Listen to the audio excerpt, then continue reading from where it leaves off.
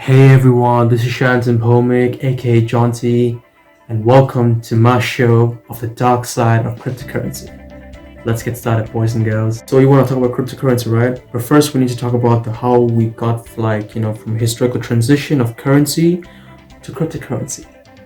So back in the olden days, we had a very old form of commerce system, which was called the barter system. And the barter system, you guys all know, but I'll just say it in case if you don't, is like basically a means of exchange of goods and services between two parties. So basically, a prime example would be we got a Hulk and we got Mr. Toyman. I have weird toys, I know. So Hulk has cattle and yes, goats. So they both Hulk wants goats and he wants the cattle. So they both come to each other. Hulk gives the cattle, he takes the cattle, he gives the goats, and he takes the goats. So they got what they wanted, now they part ways. Pleasure doing business, boys. So yeah, that's basically what it is. They basically trade anything that has value. And most common ones would be cattle or salt or grains. Now how do we come to this thing? It has evolved, So whatever the format has been, it has always carried the full functions of money, which is a means of exchange, a standard of value, a store of wealth, and a unit of count. These are the full functions of money from economics. So if you guys don't have an economics background, you should know this. So what other things have come after the bar exchange? Well, from 110 AD we had the minted currency. From 1250 AD we had gold-plated florins. From 1600 to 1900 we had the paper currency, and from that onwards we had paper currency and coins. And after that, from our century we had credit cards, debit cards, and digital wallets and all that sort of stuff. And after that came the cryptocurrency. Ooh. So what does cryptocurrency have which is different from all those other ones? First of all, those 5 ones that I've mentioned, they have something called a centralized authority, or let's just say a third party. Now cryptocurrency doesn't. Cryptocurrency is decentralized. Oof, very exciting, huh? Curious? I'll explain. Now when I say that cryptocurrency is decentralized, what I mean is that cryptocurrency does not have any central authority. So basically, no cryptocurrency platforms, whoever invented it, they don't have any central authority over whoever is using the platform, or there is no government intervention or any government manipulation. Now, what is cryptocurrency, guys? So basically, cryptocurrency is an online currency. It's a digital currency which is decentralized and used between two anonymous parties, and it's basically secured through something called cryptography. Now there's a lot of popular ones out there, and the most popular one right now I can say is Bitcoin, as you all know, which came out in 2009 and is still popular to now. It's basically used under a pseudonym called Satoshi Nakamoto.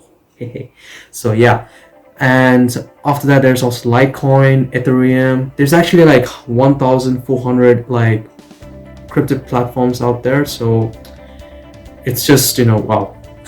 Why is cryptocurrency so beneficial for people? So basically, cryptocurrency uses something called a blockchain technology, which makes it be more anonymous and decentralized also. And what happens is, decentralized may increases the trustworthiness for people to engage in the service of cryptocurrency, and on top of it, it makes it more stable. And these two advantages are much better in comparison to centralized, because you can think of why. So yeah, and always 24 hours you have access to money. Then there's little transaction costs. So basically, when you go to a bank, right, and if you want to make a transfer to an account, there's always that transaction cost you have to worry about, and all that stuff. With cryptocurrency, it's zero or there's little cost. So practically you don't have to worry about transaction costs over there. And on top of it, it's access anywhere. So you can let's say you're in China and then you want to make a transaction transfer to someone, let's say in Botswana.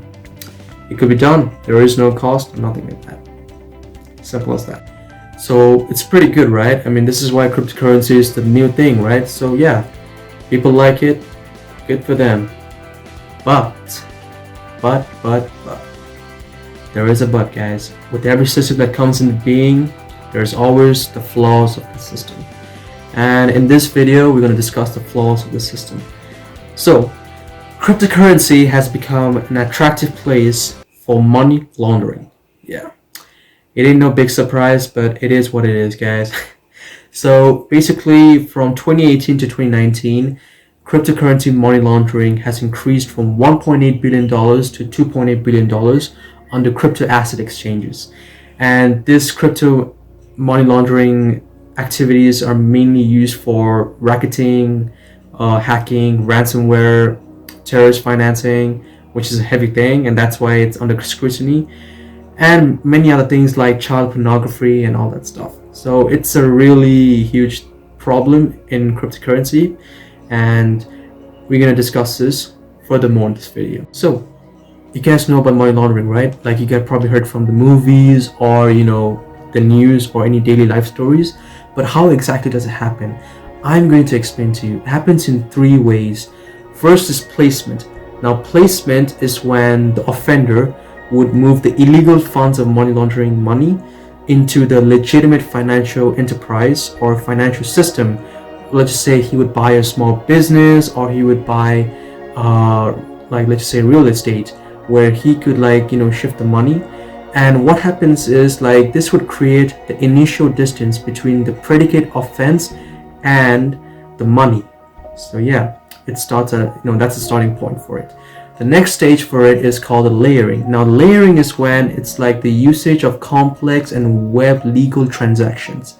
So basically, let's just say you bought that business, right? Like the small business, and now you want to purchase equipment for it. Spend more of that money, that like the money laundering money, into it. What this does is it creates more distance between the offense and the money. So basically, trying to obscure the link. Okay, you guys got it? So yeah, it's basically trying to conceal more ways, conceal where you got the money from. And the third stage is basically integration. Now, an integration is when you would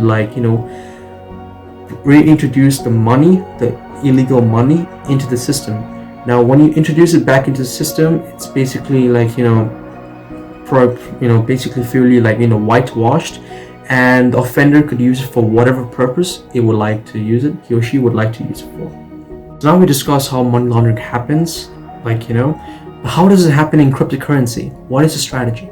So basically, back in the olden days, even when cryptocurrency was there, the criminals, they would use a simple criminal racketeering strategy. So whatever profit they made from racketeering or ransomware or whatever criminal activity they divulged in, their cash out strategy was basically cryptocurrency, right? They would put the money into this crypto system, and somehow they would be able to cash out it. But then it became a huge problem, and law enforcement, they started understanding the problem, and they started collaborating with some crypto platforms where they were able to put criminals under pressure of finding different ways for different strategies. So what are the most effective strategies right now at this modern time?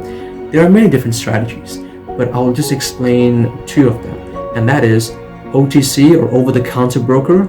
The second is crypto tumbler. Let's get started. So we talked about OTC, but now we'll talk about crypto tumblers or crypto mixing. What is crypto mixing?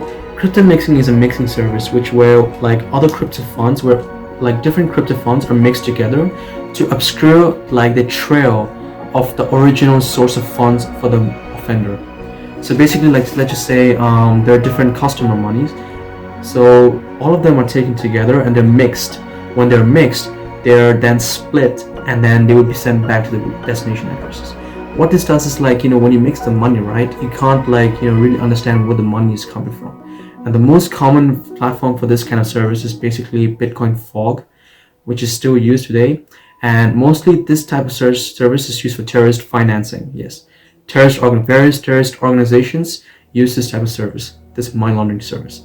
And mostly they would collect a small fee of 1.1% to 3%, and they have partnerships with darknet markets to remain anonymous. That's how it works, guys. So we talked about money laundering happening in cryptocurrency, but how exactly can we counteract this thing? How can we counterfight this thing? What are the ways? I wouldn't be doing this video if it wasn't for the the positivity ways to fight this thing. So let me tell you what it is.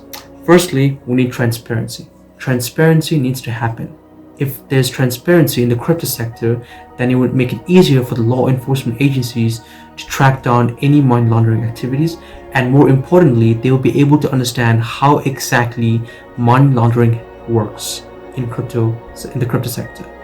Second is work with blockchain analytical providers. So what these guys do is they would trace and analyze all the transactions that are done between anonymous parties, and what this would do is it would make it much simpler to find out if there's any suspicious activities happening in the crypto sector, and they would warn any potential risk of it happening. Now third is work with AML regulations or anti-money laundering regulations, or initiate more KYC regulations in the crypto sector. Now this I've already explained, and these are the three reasons that I can only tell you which would really be beneficial to counterfight the money laundering in cryptocurrency. I hope you guys enjoyed this video. Thank you so much, guys, and I really appreciate the support you have given me in the previous video. I do hope that you continue to support me in this video and the future videos. Thank you, guys.